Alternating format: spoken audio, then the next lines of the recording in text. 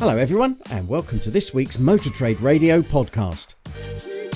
Powered by Motors, the driving force behind multi-site advertising.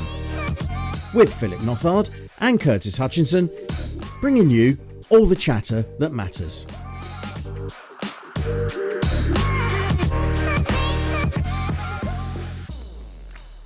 I think we'll start this week's show, Phil, with a thank you to friends of the pod, David Billsborough from Cheshire Cars and Stephen Whitten from Menable, who joined you last week whilst I was on holiday. And I must say, I really enjoyed listening to the pod as a listener. It was a different experience for me. Yeah, you've done that a few times this year as well, I must. I have, yeah. I tried to cram to be fair. Yes, yeah, exactly, yeah.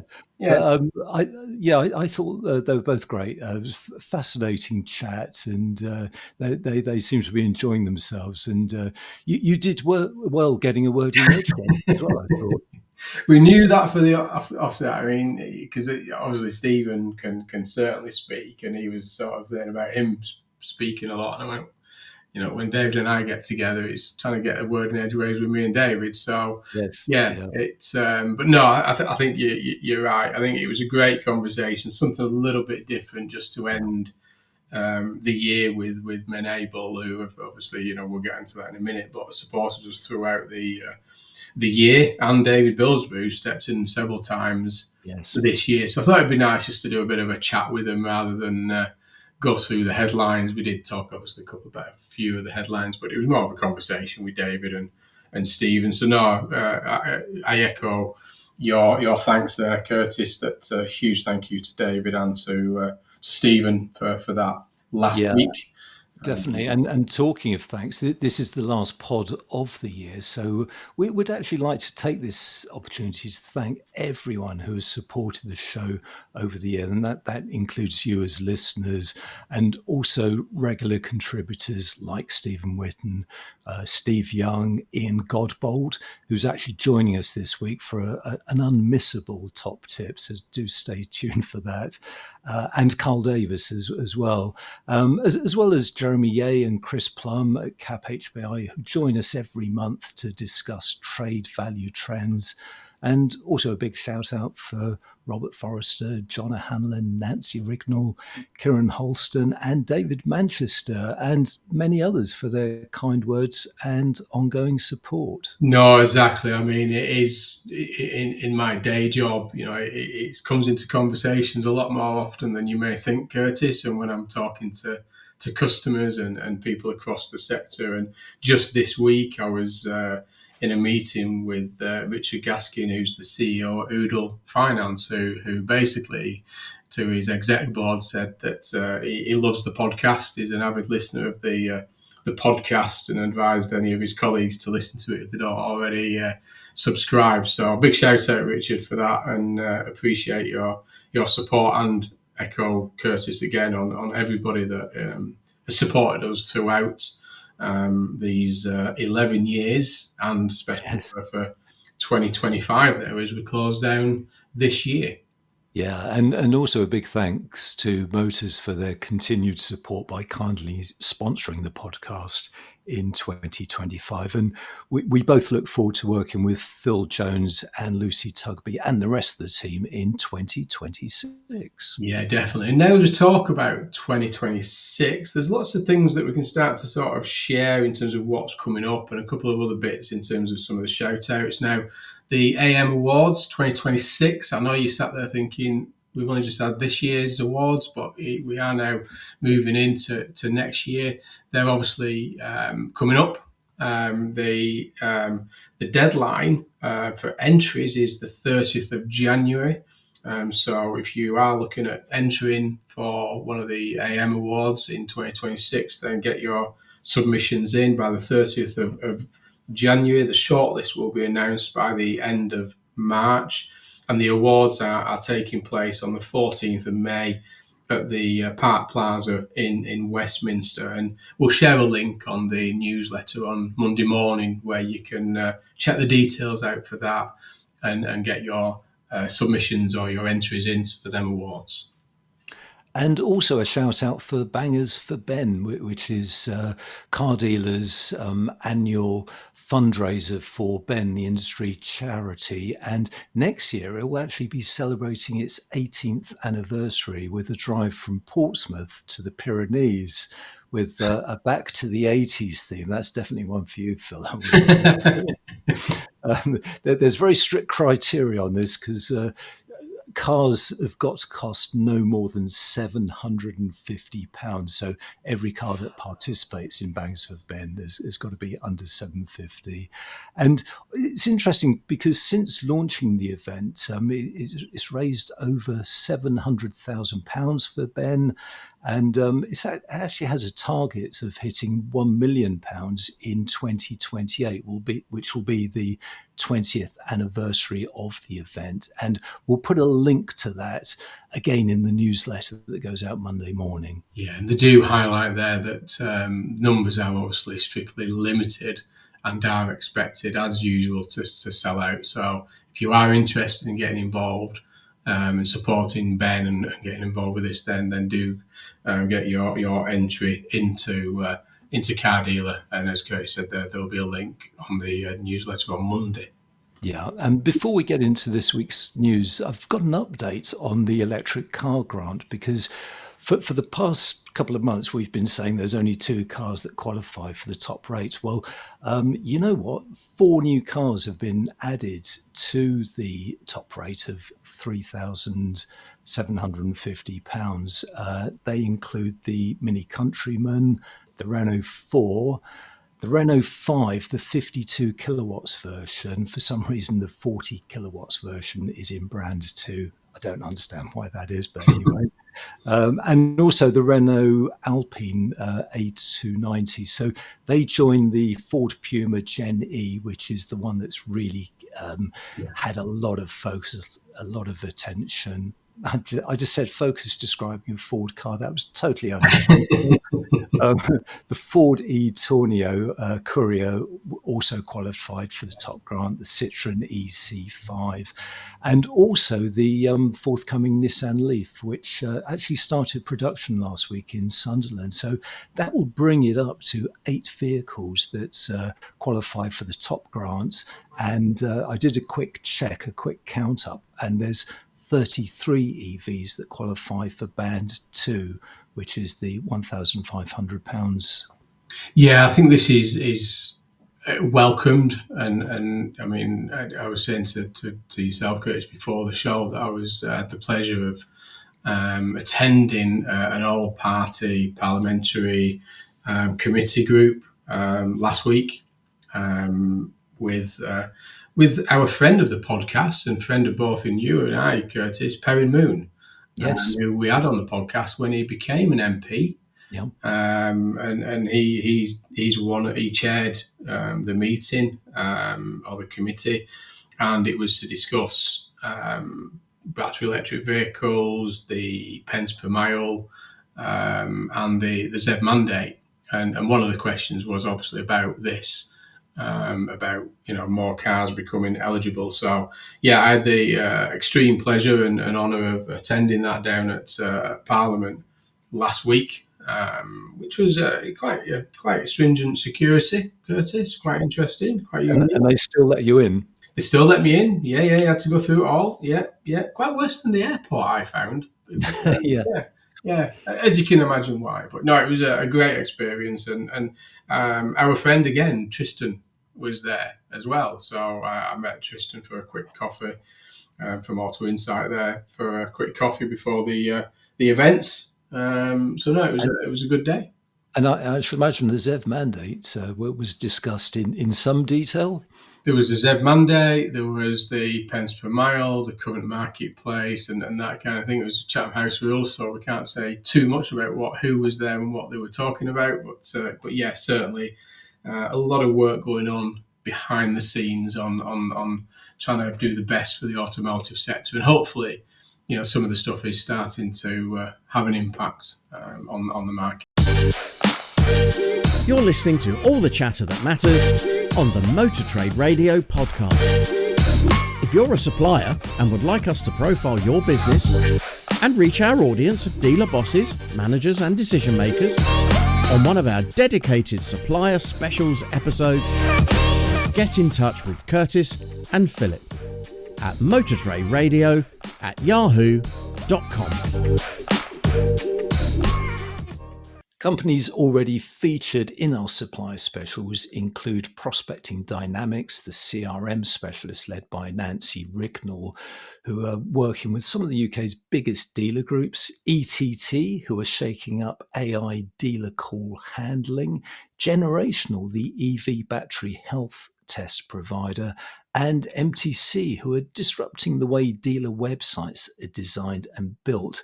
You can find all of those and many more in your podcast feed, and we're currently planning new episodes for 2026. So if you are a supplier and would like to be featured, just get in touch. You can find us both on LinkedIn. You're listening to the Motor Trade Radio podcast, powered by Motors. Okay, so it's the last pod of the year, but there's still plenty of headlines, lots of news to talk about. And headlines this week come from the Times, the Financial Times, AM, Car Dealer, and Automotive News. Starting with EU weakens plan to end new petrol and diesel car sales by 2035. But after an initial welcome, car makers' views sour once they digest the fine detail. In response, the UK government says it will complete a review of its EV sales targets as quickly as possible. Meanwhile, the FCA is reviewing feedback to its motor finance redress plans after receiving 1,000 responses. HPL, the expanding Marambeni-owned used car supermarket, adds a fifth site to its network. And we close with the unlikely return of an industry legend. You're listening to the Motor Trade Radio podcast, powered by Motors. So heading over to the Times, as Curtis said there, EU weakens plan to end new petrol and diesel car sales by 2035, saying that the move to allow some combustion engine production in Europe adds to the pressure on Keir Starmer to change Britain's policy of a ban by 2030. So this is that the EU has watered down their plans to ban the sale of new petrol and diesel by 2035 after a backlash from manufacturers, and that the European Commission has proposed that 90% of new vehicles must be zero emission instead of 100% as planned before. So, I mean, what do you make of this one, Curtis? I mean, is it a little bit, I don't know, what does the Kia do? What does the UK do on the back of this? Yeah, I must admit, I was a bit underwhelmed by the changes. I think in the build up to this, because we knew it was coming, we knew there'd be announcements on Tuesday this week, but I think the general assumption would be that the changes would be more far-reaching. But under the proposals, which still need to be voted on, so this could change, a small production of hybrid models and combustion engines will be allowed. However, they would need to use green measures such as biofuels and be produced with low carbon steel made in Europe. So there's some of the fine detail is starting to come out now, and the ramifications of that is that the ICE cars and certainly some of the hybrid cars could be more expensive because of these additional green measures, which include, as I say, biofuel. And I think it's called green steel that's made in Europe. So it's making it more expensive to build the cars that were being phased out. I mean, it's just, like you say, at the minute, there's the big headlines and then there's the detail. And we know last week that, that in the US, the Trump administration reversed the Biden CAFE targets, didn't they?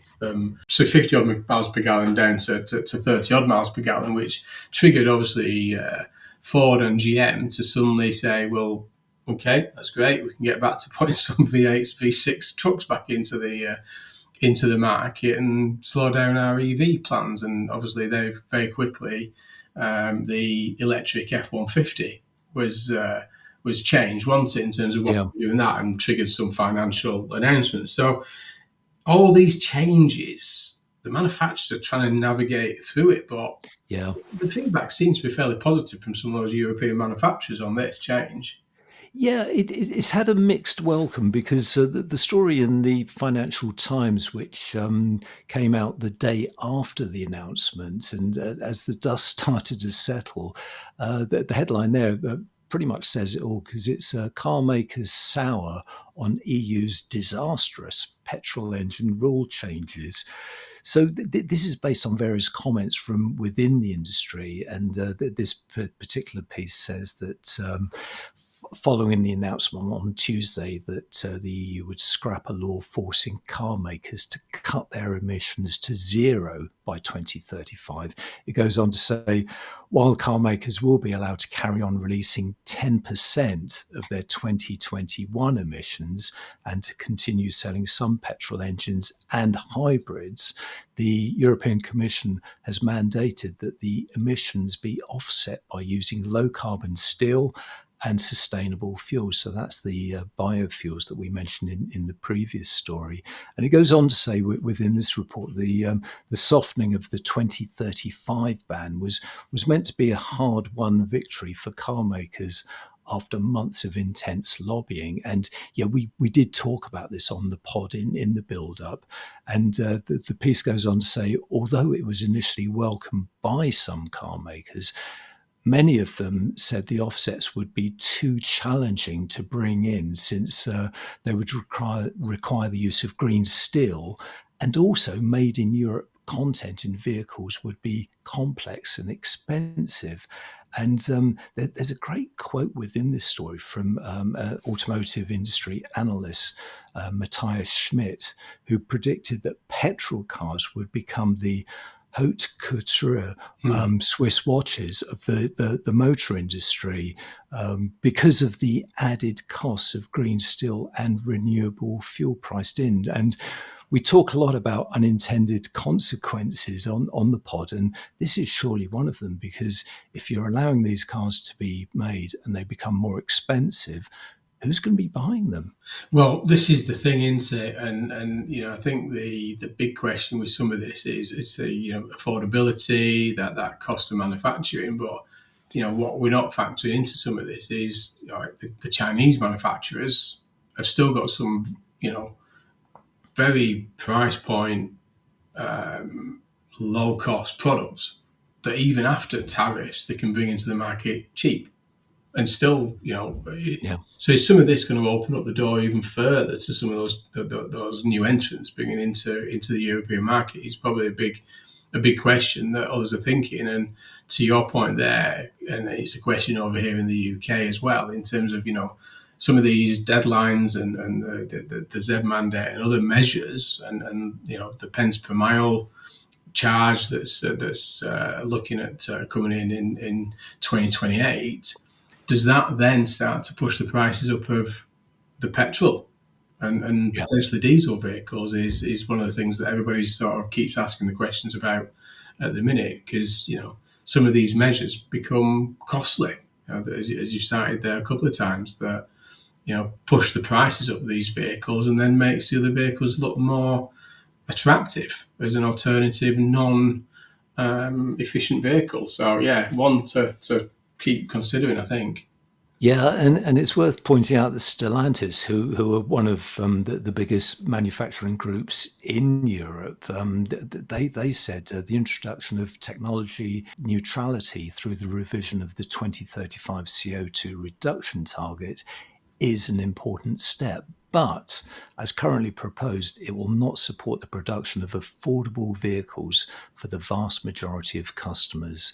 And bearing in mind that Stellantis operates Jeep, Fiat, Peugeot, Citroën, Vauxhall, a lot of brands, and you can tell that as a company, it's underwhelmed by these changes, and I think it's just added more confusion to the debate. I think it has. I think that's the bit that's starting to emerge, isn't it, with all these mandatory measures and deadlines and regulations, that it's adding unnecessary complexity and confusion, rather than, and in Robert's words on our interview there with Robert, just a balanced supply and demand marketplace that will naturally find itself to a new energy vehicle, be it hybrid or EV market in time.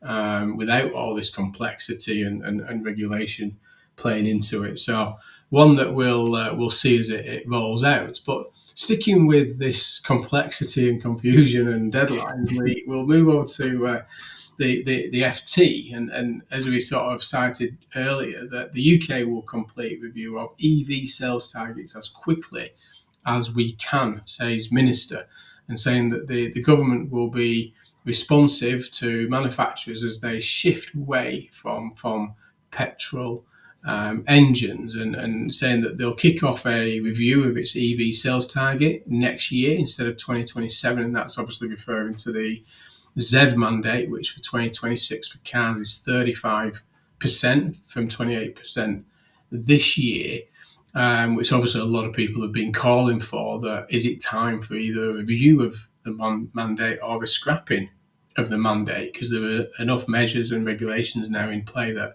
actually does it fight against the ZEV mandate. So it's great that it's being brought forward for review. We just obviously hope that it's a positive outcome and a positive review, that either it gets the thresholds deferred and allows the market to naturally recover, or it gets scrapped altogether, I think is the view from me on this one.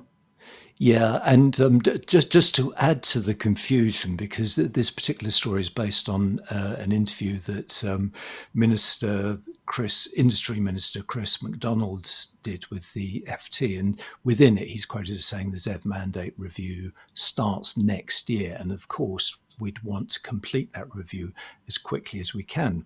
All sounds very positive, but lower down in the story, a government spokesperson said, "We have not brought forward the ZEV mandate review. As previously committed, we will publish the review in early 2027, which means preparatory work will begin next year so stakeholders can be properly engaged." So you pay your money, you take your choice. Well, it's either going to be reviewed as soon as possible next year, or it will stay in 2027. Who knows? I'm sure we will probably get to this a bit later on when we talk about the FCA's redress, because there's ways of these deadlines and measures and consultations when they start. So maybe it's that they start the review in 2026, but they're actually not going to do anything until 2027 when they initially said they would do. So we'll keep an eye on that one again. Lots of little bits of noise coming out on it. We'll be back with the rest of the week's headlines after the last top tip of the year from friend of the pod and digital marketing guru Ian Godbold, asking the question, are you ready for peak? You're listening to all the chatter that matters on Motor Trade Radio, powered by Motors, the driving force behind multi-site advertising. This is your weekly one-stop shop for all the biggest car retailing headlines from across the media. Available on demand, wherever you are, on your podcast feed.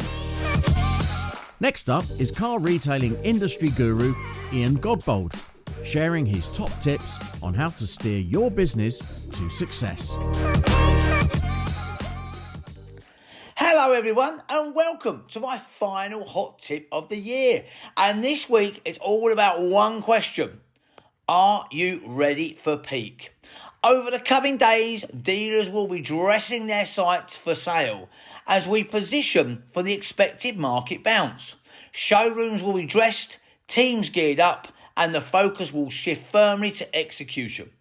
The key actions are simple. Do the basics well. Ensure rosters are set correctly. Review them carefully and double check coverage so you're ready for the increase in leads and walk-ins. If you followed my earlier hot tips, you will already have filled your dealership, secured your stock during the quieter periods of November and December, ready for the uplift. This surge brings real opportunity, but also risk. Strong, disciplined follow-up is critical. Every lead must be reviewed to ensure nothing slips through the net. Timely and effective follow-up is what converts inquiry into sale. Call management is a major part of this. Pay close attention to missed calls, particularly over Boxing Day, 27th and the 28th. Every missed call is a potential customer. Set up missed call alerts and run missed call reports twice daily to ensure every inquiry is returned. To sustain momentum after the Boxing Day bounce, every lead leads a clear next action within 24 hours. A structured follow-up process keeps customers engaged and maintains intent. Dealers who have invested in AI and virtual assistants will have a clear advantage. Missed calls handled by a virtual assistant often become booked appointments and the top appointment setter. And fast AI call transcripts make it easier to spot trends and improve call handling. Be ready for any end-of-year tactical registrations that may require urgent speed to market to capitalise on the strengthening market. If you want to know more or just want to chat about anything automotive, get in touch with Ian Godbold at igcdigital.co.uk or hit the LinkedIn comments below. Above all, enjoy the uplift and the energy of a busy dealership. It just leaves me to wish you a great Christmas with family and friends, and I look forward to catching up again in 2026. Well, a great top tip there from Ian Godbold, and it does remind me of the Boxing Day bounce, which I know Motors over the years they do this research on the amount of activity on marketplace websites on Boxing Day. So it's after all the presents have been opened, all the turkey has been eaten, then that's when the laptops and the iPads come out and people start looking for their next car purchase. And I thought that was a good point that he made about responding to some of those messages that have been left on Boxing Day and the days after Christmas. No, I mean, as always with Ian, I mean, he knows the sector, he knows what needs to be done, and sometimes you do forget the basics, and as you say, I know Phil Jones has spoke about it a few times, and monitoring that data, and when people do start to re-engage and start their search as sort of Christmas is kind of done, Christmas dinner's out of the way, and everyone's a bit what do we do now kind of thing, and start back on, as you say, the iPhones, the laptops, the iPads, or whatever they're using, and back again in the market. But you've got to be there, you've got to be responsive, haven't you? And you've got to get back to the customers with their inquiries quickly. And I think one of the tips that you had there was making sure your schedules and your coverage is there, that you've got the staff, you've got the people ready to respond to these inquiries. So again, I know you're probably listening to this, Ian. A huge thank you from Curtis and I for the top tips throughout the year. Fantastic insight, fantastic tips to the sector, and it goes to say that we look forward to working you again in 2026. Yeah, most definitely. So going back to the news, the next headline is from AM Online, and the headline there is FCA reviewing motor finance redress feedback after 1,000 responses. So yeah, this is a further update. The FCA has received more than 1,000 responses to its proposed motor finance redress scheme, and is currently assessing changes based on evidence from firms and consumers. And the FCA Chief Exec, Nikhil Rathi, told MPs at this week's Treasury Committee meeting that the regulator believes a redress scheme is the most efficient way to address those liabilities confirmed by the Supreme Court and the High Court. And he said the rulings established that liabilities exist and that lenders who broke the law or rules must compensate customers promptly. What did you make of this one, Phil? Because it's a further update in a sort of ongoing saga, isn't it? Yeah, I know, speaking with people like Adrian Daly from the FLA and Jonathan Butler from Gelders that we had on the podcast following the redress and Supreme Court announcement, that I think there's a balance here, and I know the FCA have been challenged about it, that they put a sort of a fairly flat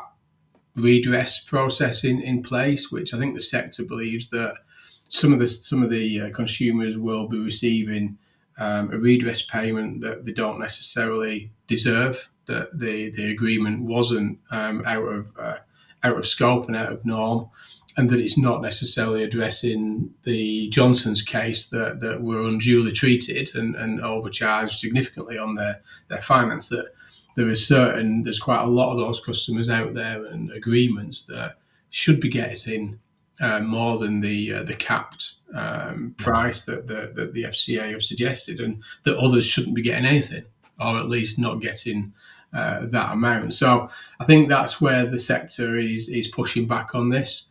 Obviously, I think the FCA were going down the lines of cost of processing it, because the more complex you make the process, then the more costs are incurred to manage that. But I think particularly from the FLA and other people lobbying against this from within the sector, that I think they feel that it's not the best way of managing the redress process, which I think is cited in the story, saying that the FCA is examining evidence from captive lenders that argue disclosures were adequate, and that the regulator is also considering feedback on anomalies, including cases involving 0% interest, where respondents argue compensation may not be due. So again, trying to get this right for the sector is going to be key.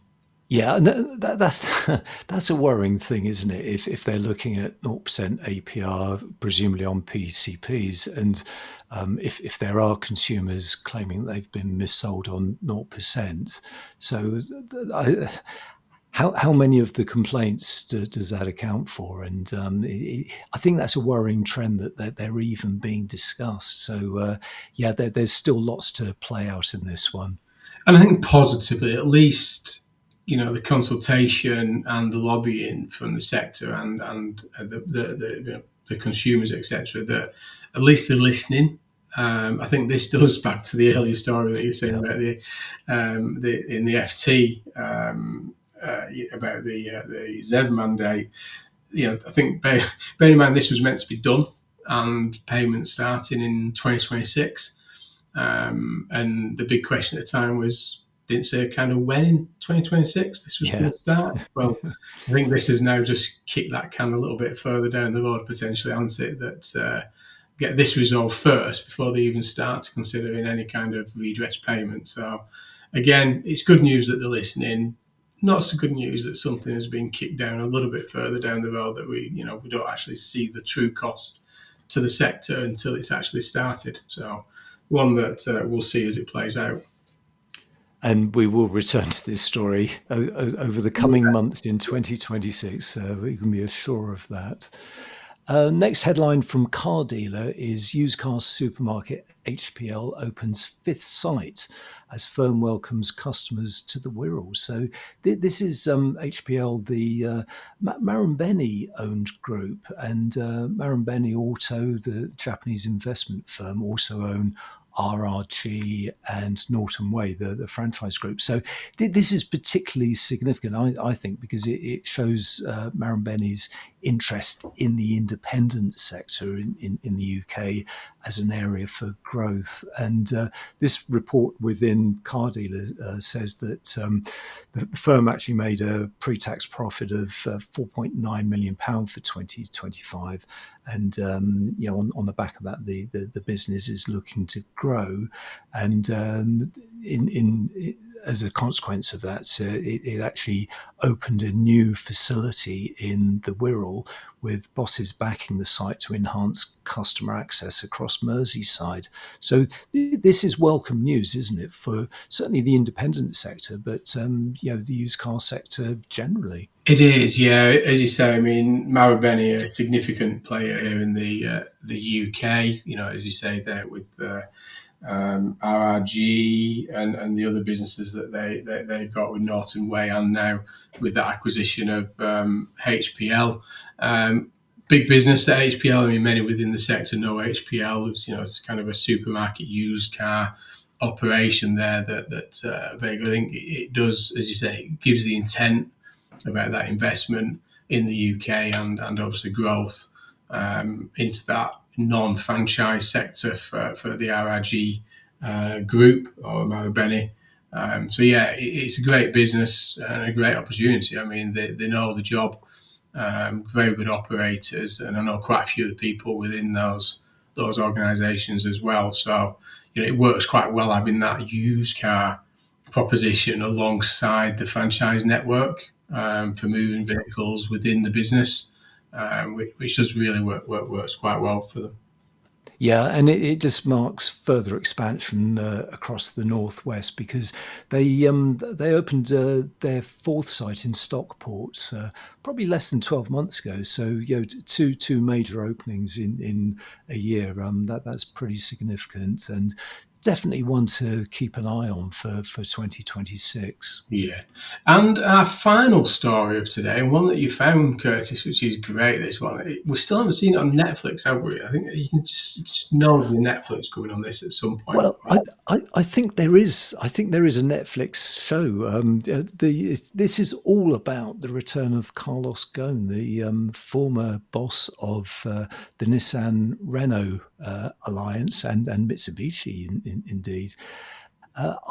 I've noticed over recent weeks on LinkedIn that I think we can call him Carlos from this stage, Yes. can't we? Yeah. That Carlos has been posting sort of management style posts, sort of best practices in business, and Automotive News have picked up on this, and that they've taken a look at what he's been doing, and they've given a really good update on the story. So this particular report, and whoever wrote it clearly enjoyed it, because the piece starts with Carlos Ghosn, the fugitive auto exec who led the Renault-Nissan Mitsubishi alliance before being jailed in Japan and then going on the lam, is now working on a sharper image. Ghosn is back in the public sphere with a new LinkedIn managerial consulting series that positions the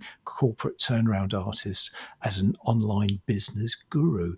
And just to give a bit of the backstory here, Carlos Ghosn was one of the titans of the automotive sector for many, many years, as the head of Nissan and then the Nissan Renault Mitsubishi alliance. But he was arrested in Japan in November 2018, charged with financial misconduct, was placed under house arrest, and then made this audacious escape from house arrest, which saw him being, I think he got onto the bullet train somehow, and then he was smuggled out. He was flown out of Japan in a musical instrument. I want to say it was a musical instrument case or something.